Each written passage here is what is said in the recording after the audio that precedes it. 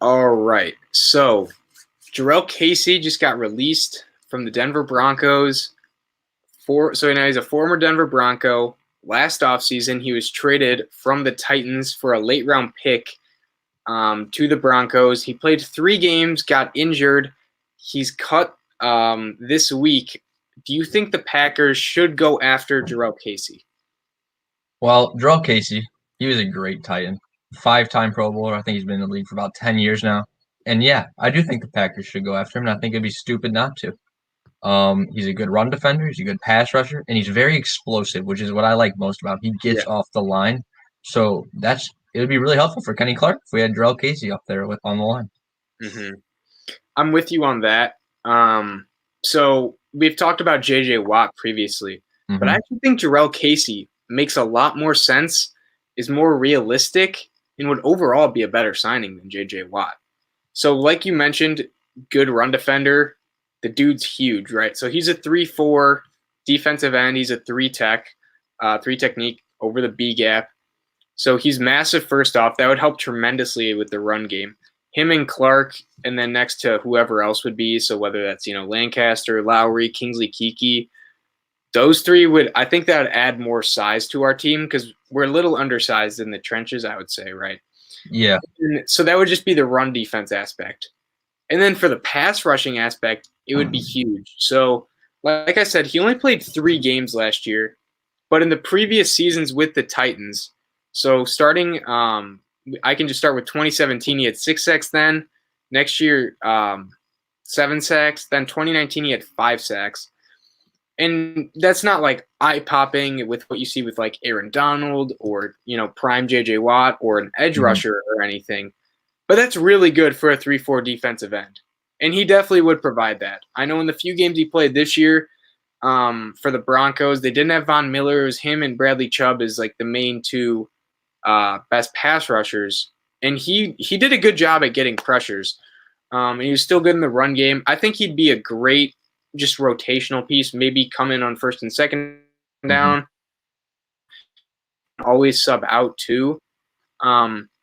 What type of a contract do you think the Packers should sign him to if they were to do it? Well, like you said, I think he's better than than J.J. Watt too, just like you said. J.J. Watt, I think he'd be better. Okay. Because he's relatively cheap. He would not be too expensive. We could get him to a cheap deal, maybe 1 or 2 years most. No more than 2 years. I'm thinking probably 1 year though, because this goes with our win now that we were talking about in different videos, where the Packers need to win now and bring in Jurrell Casey. He's pretty reliable. He got injured last season, but I mean, as long as he's healthy. For the most part, he's not like a super injury-prone player. I mean, going back to his first year, he's only played under 14 games once, and that was the last year where he suffered, an abnormal injury. He's not like J.J. Watt is, you could say, injury-prone, whatever that term means. It's hard to define, but Jurrell Casey's the opposite of that. He's always available. Yeah, so exactly. Jurrell Casey is much more reliable than J.J. Watt would be, and I just don't want to pay a lot of money for J.J. Watt, and then he doesn't give me a full season, and he's not there when it matters the most in the postseason, which is what we mostly need him for. We can get to the postseason without J.J. Watt or Jurrell Casey. We need someone there to help us get through the postseason. I think Jurrell Casey could be that guy. Jurrell Casey could be that guy. I'm with you. And I think the pass rush aspect is what's most exciting when I think about him coming. So Lancaster doesn't provide much for pass rushing. I'd say he's more of a run stuffer. Lowry's not that great of a pass rusher either. I'd say the best of those guys, or the guy who flashed the most, was Kingsley Keke. So he's going into his 3rd year, and he's more of a rotational guy than anything. He's still growing. Exactly, yeah. Like if he came in like for 10, 15 snaps a game, that'd be totally fine. That'd be a solid role for him. If more, you're not completely worried or anything. But having him and another pass rusher on this D-line would be massive. I mean, think of the front 4, 3rd and long of Darius, Kenny Clark, Jurrell Casey, and then Gary, or if they still have Preston Smith. That would be a really, really, really strong pass rush. It'd be scary. Yeah. It'd be scary. Because as of now, they kind of, or what they did last year was they they would go with the three edge guys they had, and they would just have Preston instead of another like bigger guy. Mm-hmm. And usually just brings Darius inside because Darius can, he can blitz from pretty much anywhere, whether that's in the middle, edge or over the guard. But I think, Casey would add just another aspect of really, really, really good pass rush for the Packers that would help everyone out, especially the corners, the nickel guy, and he would push the pocket back, which is huge. Yeah, so also Darius Smith, we know what we have there. He's had a great last 2 seasons. I see no reason he's going to slow down. We know what we have we don't know, but Rashawn Gary, he was kind of disappointing. He was disappointing 2 years ago, but this year I liked him a lot, and I just see him getting better. I don't see him declining. Kenny Clark, run stuffer, very good, and Jurrell Casey. So he'll be rushing the quarterback with Rashawn Gary and Darius Smith. That's 3 great pass rushers, and then Kenny Clark, really good at stopping the run. He's finally going to have some help. He's a pretty good pass rusher too in his own right. Like he's not, he's not Aaron Donald, but for a nose tackle, he's a pretty solid pass rusher. Yes. Give him that. But Jurrell Casey and Kenny Clark stopping the run, that's what I'd be very excited to see because we're not going to let Dalvin Cook get 200 yards on us. And it's hard to watch that. Yeah. And no, he's a massive dude, right? I mean, you see him and he moves really well, though, for how big he is. That's what I was saying earlier. He's very explosive. Very explosive. Yeah, he really is. And then for contracts-wise, I'm with you. So he's 31 years old right now. Yep. And I think him coming off a major injury should help theoretically with, like, not being paid as much. Usually after you suffer a big injury, like, teams aren't like, oh, I really want to get him now because you're kind of an unknown. But we've seen players come back from injuries more and more now with, advanced medicine and all that. I think he'll come back. He's a really good, professional athlete, obviously. And so for contracts-wise, I'm with you on the 1 to 2 years. I think he would kind of fit along with the Aaron Rodgers timeline of win now. I know you mentioned it, but win now, he would be one of those players. And maybe they don't give him a ton of guaranteed money. Maybe it's like a 2-year, $15 million type of deal. And it's like $10 million in the first year or $5 million in the first year, but like the second year is maybe not guaranteed. So we're not on the hook in case, he either regresses, slows down, or, gets injured again. Another thing that'll help with his price is you said his injury, which will obviously bring his price down, but also the salary cap going down this year because of COVID and there weren't fans. So that'll also bring the price down a little bit. I think we need to talk about that too. Definitely. And I think that goes for most free agents. I think we've talked about this where I think most players will probably seek a 1-year deal, and then when the revenue jumps for the NFL next year, salary cap's increased, we'll get a bigger payday. If it's a 1-year deal, I have Jurrell Casey around about $8 million. You said 2-year, $15 million. If it's 2 years, I could see him doing what you said, not the same price each year, a little less the second year, or not guaranteed. But if we do get him to a 1-year deal, I'd say around $8 million. I like that, and I really think he is the best option. As I'd rather have him for his price than J.J. Watt, just because I know what he's bringing to the table. J.J. Watt could go back to being a double-digit sack guy, or he can go back to being injured. And it does. If J.J. Watt gets double-digit sacks but isn't there in the postseason, it doesn't matter to me because that's when we need him. We need them at the end. We need them in January and February. Yep, and we've seen Jurrell Casey in the playoffs too. Yeah, he has played really, really well. He steps it up. He's not tired from the season. He knows how to step it up. The Patriots, it was 2019, I believe. It was 2 seasons ago. Ravens. In the first round. Yeah, against the Patriots and Ravens, dominated both games. He did. I really like Jurrell Casey. Hopefully the Packers, Gutekunst, please make this happen. He would really help us out in the playoffs, fill a need so we wouldn't have to draft it high. And he would just be an overall amazing signing. So we need to look into getting Jurrell Casey. And just one last thing is we're not saying we don't want J.J. Watt. We're just saying Jurrell Casey is a better fit. We definitely accept J.J. Watt. He's a great player. Yes. We're just saying that we think Jurrell Casey is a better fit for the Green Bay Packers at this moment. Exactly. And then speaking of the future, maybe not in the future, could be Jordan Love. So with this news of this offseason, there was speculation of whether Aaron Rodgers was going to get traded. He'd force his way out. He said the uncertainty of some players is like true. Mm-hmm. And that kind of got taken out of context. I think he's speaking more towards Lindsley, Aaron Jones, other guys like that. The Packers have denied trade rumors. I know teams have called about him and they've said no. So I think that brings up the point of, will the Packers or should the Packers trade Jordan Love? What are your thoughts on this? All right, so I've been very strong on the Packers should not trade Jordan Love. Mm-hmm. I think I don't want him to play. I still want Rodgers to play, but I like sitting Jordan Love just a couple more years because that's what Rodgers did. He sat behind Brett Favre, and then he came in and became Aaron Rodgers, and I would love to have that with Jordan Love. So I don't personally think we could trade him, but it wouldn't be the end of the world for me if we did for the right deal. Okay, so that's interesting. So how long would you be willing to have Jordan Love sit? Like, would you be okay if he sat the whole length of his rookie contract? I would. I really would be because we have Aaron Rodgers. He just won MVP. He's the greatest quarterback, and we have a backup who, we have Aaron Rodgers. There's no reason to rush in Jordan Love. Yeah, I would be good with him sitting his whole contract as the Packers backup, and I don't think that's what's going to happen. Yeah. I think we're either going to deal him or get rid of Rodgers, unfortunately. But if Rodgers can stay his whole career in Green Bay, then there's no reason that we need to just force him out of Green Bay or force Jordan Love out of Green Bay because he could be the future still. There's no reason Jordan Love needs to start his career right now. A lot of teams, they draft quarterbacks and they think they got to start them right away. And it doesn't turn out too well.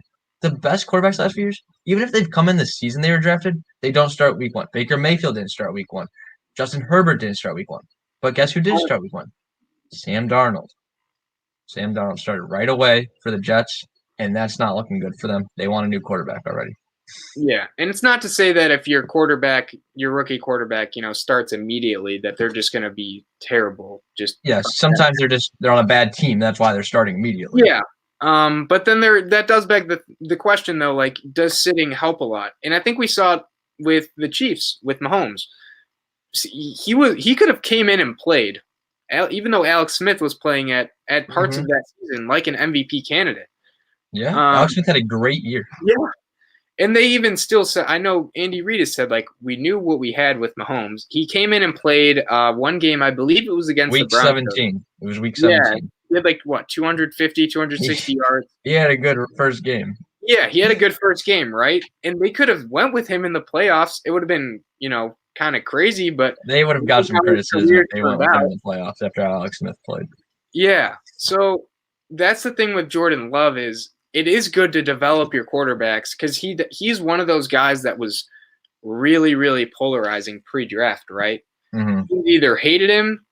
I know there were scouts that said I wouldn't touch him near the first round, and then there's other people like, I don't know if he'll make it past pick 20 because teams are going to and try to get him. I mean, we traded up for him. We did. Exactly, we traded up for him.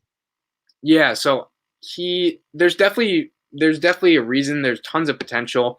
You talk about his arm strength, off the platform throws, on the run, and he can make all the throws, right? But there is question about, his competition level. Would he be able to read an NFL defense? His footwork, things of that sort, that when you have him developed and you're sitting him, yeah, he can get better at those things. And there's not like that pressure there. Now, when he does play his first game, there will be tons of pressure, I feel like, whether that's in Green Bay or not. So it's going to be interesting to see. And then my take on this is they really need to make a decision on, do they want him to start soon? If they sat him like the first 3 or 4 years and then had to make a decision on his 5th-year option, I would definitely be pretty concerned. I feel like that would just be not the best idea. Okay. Like the sunk cost fallacy comes into play where if he's not going to play for like 5 years till that 5th-year option, I would say just trade him when you can. But if they think he'll start in year 3 or at the beginning of year 4, I think you keep him. I think he'll probably start his 3rd year, but so I'm going to say not trade him. But if he were to get traded, what do you think he would go for? Like what picks or compensation would the Packers receive? I'd see if we were to trade Jordan Love, I think he's worth what I think he's worth, second rounder and like a tier 2 or 3 player. He's not worth some Like phenomenal player, but maybe like a linebacker for the Packers, and I think that's a fair trade. So probably a first half second rounder too. yeah, okay. Not So a I think late we can second round. agree on that, right? So Okay. I think the best comparison would be Josh Rosen for this. So Yeah. this was obviously like a crazy thing. It was pretty unheard of. So they took Rosen in the first round. Cliff Kingsbury comes in, gets his guy Kyler Murray after Rosen underperforms with the Cardinals. He goes to the Dolphins, and it was a late second rounder. And so here's the thing that's interesting with that, right, is the NFL saw him play. With Jordan Love, we've not seen him play. We haven't seen him at all. He didn't come in at all. He didn't even knee the ball. Tim Boyle. He didn't play much in college. He had one season. He played a couple years. I think he had one full season. It was 2. I'm pretty sure it was 2 because he had his junior season where he like popped off. He had like 32 touchdowns, 6 interceptions. The next year they lost their head coach, coordinator, like 8 starters, and he didn't perform as well. Okay. So he does have a decent experience. He's not like Trey Lance or Mitchell Trubisky where they've only had like 1 full year of starting, which can be concerning. So he has time. He has had time in college, which is good. But yeah, we haven't seen him. And I think part of that is the Packers are trying to protect his trade value in the case that they think Rodgers can finish out his contract and still be as good as Aaron Rodgers is typically. Because by not playing him, it's kind of like when you drive a car off the lot, it loses a lot of value, right? The moment Jordan Love sets in foot and you see him play and it's average or bad or it's like he makes rookie mistakes, his trade value decreases significantly because that's all the NFL tape you have. I don't think he's going to be bad. I think when he comes in, he's going to be a good quarterback. I think he'll be good too. I really do. I think sitting is obviously amazing for him, and he has a really good head coach. I think LaFleur's a good head coach. LaFleur's a great head coach. And they have talent on offense, right? They have a really good O-line. They do. They have Devontae Adams. They have Tanyan. And they're going to add people this draft, hopefully, on offense. Hopefully we get another weapon. Yeah, you never know. And A.J. Dillon's a good running back. So he would be going into a really good situation. I'd say probably a top 10 situation with the surrounding pieces on that Packers offense. So I have a question. I have a question for you. Sure. If Jordan Love started, let's say next year, what do you think the Packers record would be? So if Jordan Love started, if we have basically the same team we have now, let's say we add one offensive weapon and one defensive weapon that are like solid, a corner 2 and another wide receiver, what do you think the Packers record would be next year? So you're saying like 2021 season? No. So Rodgers, let's say Rodgers plays another season, then Jordan Love. I mean, that's pretty far out. Like, it's tough to say what the roster would look like. Same roster, one extra weapon on offense, one extra. So I'd say they'd probably be over 500. I'd say like 9 and 8 probably. I mean, it's pretty tough to say. We haven't seen him, but I do think he would be in like a top 16, top 14 type quarterback. I really do. Okay, I think so is top half. Yeah, like maybe. I think there's definitely a line between like a good quarterback and like not so good. I think he'd be more on the good side. Whether you have that ranked as like 23 and you think there's 23 good, or if you only think there's 15, I think he'd be on the good side. Okay. And then back to his trade value. Yeah, so I'm with you. I think a early to mid second rounder. Yeah. So like I know they would never trade for him, but the Chargers, so they're picking 13th. So like in that area, like a team in that area. So yeah, not a top, let's call it lottery, not a top 7 pick. Not a top. Also not a team that made it past the first round of the playoffs. Yes. So like if the Patriots did it they're picking 15th. So like the second round, 15th pick in the second round. Like that range. And then I think potentially like maybe a starter on defense. Like I was thinking, not a star, but not someone who's not going to play at all. Like, it would have to be someone we're going to get some play time. Exactly. Maybe not even a starter. Maybe someone who just comes in every drive, like third downs, Yeah. Someone who adds value to the team and is not just like, a throwaway contractor. Yeah. Something like that. Or if they don't get a player, probably a mid-round pick, like a fourth, maybe a third. So a second and a fourth? Second and like a fourth, Okay. yeah. Okay. Because here's the thing, we can compare him to the Rosen situation in the fact that we've seen Rosen play, and he still got a late day second. With how bad he looked his rookie year, and that Cardinals team did not have much talent. That's true. And But then still, something I just thought of actually. sure. So the Falcons won a quarterback this draft. A lot of teams are thinking about trading up for a quarterback this draft in the recent mocks. Do you think Jordan Love could be someone that's traded on draft day if a team doesn't get the quarterback they want?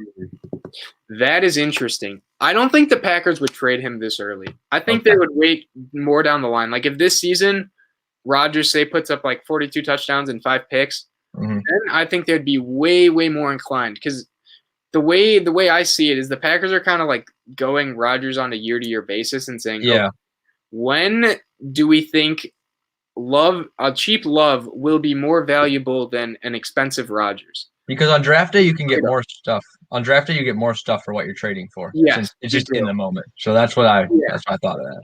That would be interesting though. Like if they have, I don't think they will trade him. No, I don't think they'll trade him this draft. If they have plans on trading him and they're just like keeping silent about it, I think he could. Yeah, I think he could go for an early second, in the heat of the moment for a team like say the Falcons really want a quarterback. Yeah, someone traded up to the Dolphins, like the Panthers went up to the Dolphins pick, gave up a king's ransom, and the Falcons don't like any of the other quarterbacks, but they liked Love. Then maybe that is something they look into. And it would also have to it would have to make sense for the Packers too. Because maybe they don't want to move up 5 picks because maybe they're going to get their guy they want anyways. So it would have to work for both teams. Yeah. But I just thought that was interesting to bring up. And then real quickly, a couple teams that could be interested in trading for him that have shown desire to get a new quarterback. One would be the Patriots. This would just be terrifying. I really hope they don't get a quarterback with potential. I don't know if I could deal with that anymore. That would be scary. And this is a team that also liked them, pre-draft. That was interested in talking with them. They like Jordan. Another team, I think this is the most interesting one, but it's the Carolina Panthers. Okay. So they've really shown an interest in him pre-draft, when obviously before he was drafted. And this offseason, it looks like they're fully in on they need a quarterback. Yeah. Whether that's Deshaun Watson, they've made calls about him. They've made calls about, I believe, Russell Wilson, Matt Stafford for sure. And then they're going to either draft a guy in the first round or they could trade up for a quarterback. They're an interesting team. The Panthers are interesting because for Deshaun Watson, they actually offered Christian McCaffrey and 3 first-rounders. Yeah. Obviously, Jordan Love's nowhere near that value, so which means they'd still have that. And if they got Jordan Love and he turned out good, they already have a good offense. They have good wide receiver core, and they have the best running back in the NFL. No, they would be something. And that defense is young, but like Derek Brown, Shaq Thompson, Jeremy Chin, they still need help. But, Matt Rule and Joe Brady have done a great job there. They have. That'd be the most interesting, I think, area he could go. And they do have assets to offer. They have second rounder. They're the 8th pick, I believe. So they could offer that second pick if they really like him. And then another one, too, this isn't really plausible, but the Saints, I know the salary cap's like imaginary to them and the Rams, but if they did that, that'd be ridiculous. But they really liked him, too. And, Sean Payton, he'll make it work with whatever quarterback he has, whether that's Taysom Hill. Yeah, he works around he's very flexible and willing to change for what he has. No, As Drew Brees got a lot more immobile later in his career, he still kept that team winning. Even with his arm being weaker, that, whether Slant Boy or Alvin Kamara were popping off, they would be interesting as well. Yeah. So those are just a few of the teams. And this is more so just thoughts on if they were to trade him, not that they are supposed to or I'm still against trading Jordan Love. Yeah. But it's fun to talk about what we could get for him, because if it's there, it's there. Possible. It is a realistic thought after seeing what Rodgers did. 48 touchdowns. Yeah. MVP. Yeah, exactly. And now, so we're going to rank the Green Bay Packers' 3 most valuable defensive players. We're also going to throw in an honorable mention, so a guy who is close to being in the top 3. They deserve some recognition, but they didn't quite make the cut. So who, Nick, is your honorable mention? My honorable mention, he doesn't make the top 3 for me, but that is Rashawn Gary. Okay. He showed a lot of improvement in his sophomore year. Yep. He does not care what people say about sophomore slump. He was there. He improved, and I'm very excited for his future. He's not one of the best 3 defenders on the Packers, but he's my number 4. He could be. He could be this year. On but track. Yeah. Right now, I have 3 people a little higher than him. He's close. Yeah, that's a good shout. I know there's the one graphic where he had this second highest pressure rate after Aaron Donald from week 10 on in the league. Mm-hmm. Now, that is ridiculous. And I know seeing him in the second half of the year, I feel like he got more snaps. And the defense was just better, like the last 5 to 6 weeks in the regular season. When you're being talked about with Aaron Donald, you're doing something right. You're doing something right. Exactly. And yeah, he's going to only keep developing. I mean, he was a pretty raw prospect when we drafted him, but he has, he has the height, he has the speed, he has the raw athletic ability, and his technical abilities are only getting better. So yeah, he's a solid honorable mention. I'm going to go with one of our safeties who doesn't get that much talk around the league, former Bear Adrian Amos. Okay. So he's just been rock solid for us ever since we got him. Mm-hmm. Sure tackler, pretty decent in coverage. He hits hard too, which is I love seeing that. Yeah, you never really see him completely mess up or blow off an assignment. And it's such an upgrade from what we've had over the past few years at safety to have just a sure tackler, someone who does their job and you don't have to worry about them. And I really like Adrian Amos. He was what I like about Amos, I like that you brought him up because as I always like how the older players treat the younger players, and Amos and Savage, they have a great bond. Yeah. Amos has taught Savage a lot, and they just have so much fun out there on the field together. Whenever one of them makes a play, they're the first ones to congratulate each other. And it's just fun to watch how those 2 safeties work together. They have some good celebrations too. They do. I know the moment we signed, the first week Amos played for us, he had the game-sealing pick against the Bears. And, he was celebrating running around the field. He's an awesome guy, good character, good leadership. I'm happy we have him. Now we can get into our top 3. So who is your third most who do you think is the Green Bay Packers' third most valuable defensive player?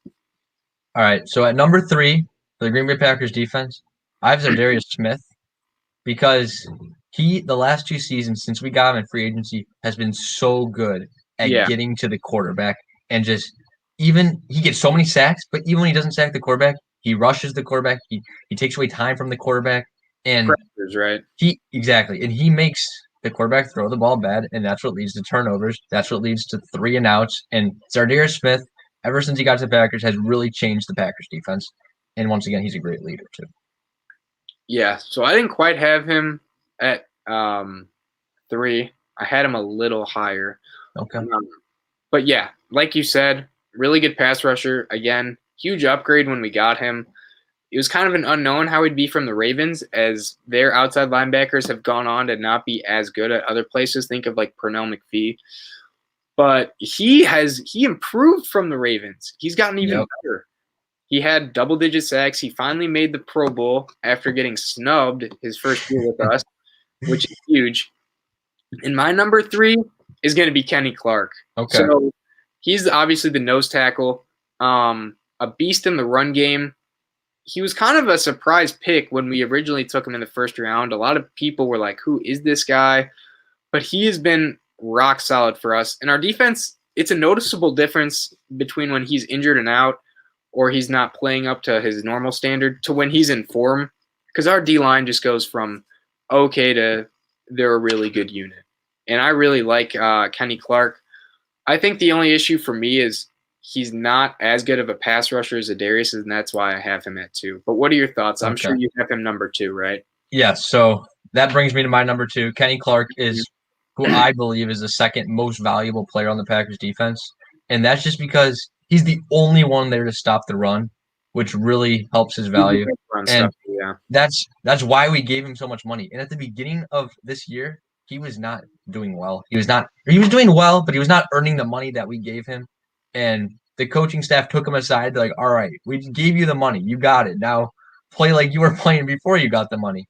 And he started working hard again. He was working hard the whole time, but he started earning that money. In the beginning of the year, he had some sort of injury. I think that could have been endurance, among other things. But yeah. But he's my number 2 on the Packers defense just because he needs to be there to stop the run or they're just going to run the ball every play. And that's why I hope we can bring someone in like Jurrell Casey or J.J. Watt to help him stop the run. Yeah, he's kind of the most dominant, I would say, against the run. Rashawn Gary's good too, and he's an edge, and we mentioned him. But like pure run stuffers, Kenny Clark is really, really good for us. And without him, our run defense would go from okay to just plain bad. And so my number 2 is going to be your number 3, and that's Darius Smith. So I think we all remember the years of suffering when we had Clay Matthews and Nick Perry, who were perpetually injured, and then Kyler Sackrell was coming in a lot too. And then we got Zadarius and we got Preston, and the Smith Bros were formed, and it just took off from there. So I think he had over 13 sacks his first year with us. Last year, he also had over 10, but he has been huge in the biggest moments, national TV against the best teams. He's made plays. And it's not always sacks, right? You mentioned it earlier. He has one of the best pressure rates against double teams, which is huge because, the best guys are obviously getting double teamed, but if you're really, really the best of the best, you're overcoming that, and he does. He does. And if he was getting him getting double teamed frees up other guys to get single teamed, like Rashawn Gary, like Kenny Clark, like our other pass rushers. And without that, if everyone was getting single teamed or he wasn't getting double teamed and someone else was getting double teamed, I really don't think our pass rush would be all that great. But that's my number 2. Nick, who do you have at number 1? I think I know who it is. Yes. So my number 1 most valuable player on the Packers defense is Jaire Alexander. And there's so many reasons. But to start, he's a Pro Bowler. He's an All-Pro. And he's the only corner that we can truly trust to lock down every single week. Every week, he brings his A game. And there's very little inconsistency with him. And he's locked down the best receivers on a lot of really good teams. And that's why he's my number 1. In the playoffs, there was a game where he allowed 1 reception for -3 yards. And some people think like it was And some people think like, he doesn't get targeted because you can just target the other D-backs. No, he doesn't get targeted because he's locked down. He has his own island, as he likes to say. He has his own island. Obviously, it doesn't matter. So our other D-backs, they're not great, but the quarterback is still looking to target his number 1 wide receiver, and he's not getting to do that because Jaire is locking him up. Hopefully, we can get some help for Jaire during this offseason. But for me, Jaire is the number 1 most valuable player on the Packers defense. Okay, so I also had Jaire number 1. I think it's pretty hard not to. And so there was this graphic basically about his stats, and I forget, it was like when he was getting guarded. I have to pull it up, but basically one of the guys was Calvin Ridley, and up until this point he'd been having 100 yards a game. In the Falcons-Packers game, it wasn't only Jaire on him, but Jaire didn't allow him to get a single catch. He ended that game with 0 yards, 0 catches, and when you look at his stat line up and down, he did have 1 drop pass that he should have caught, but that don't matter. That's 1 pass. Yeah. So for the most part, he was neutralized by Jaire, and oh man, I don't know. I think that's crazy. Just a guy not having any catches, and I think it's any guy though. A guy who was averaging 100 yards a game up to that point. 100 yards.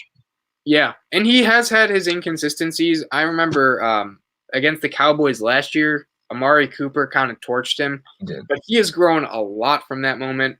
And I know there's a YouTube clip montage of him just against the screen pass, and it's like 5 to 6 minutes. That's ridiculous against one type of play, not just his overall plays, but against the screen pass. And yeah, he's a solid tackler. He's not afraid to hit. He's really good. I'm so happy we have him. Hopefully we need him. Yes, we do need him. And so he's going to be Nick and I's most valuable defensive player for the Green Bay Packers. Yep.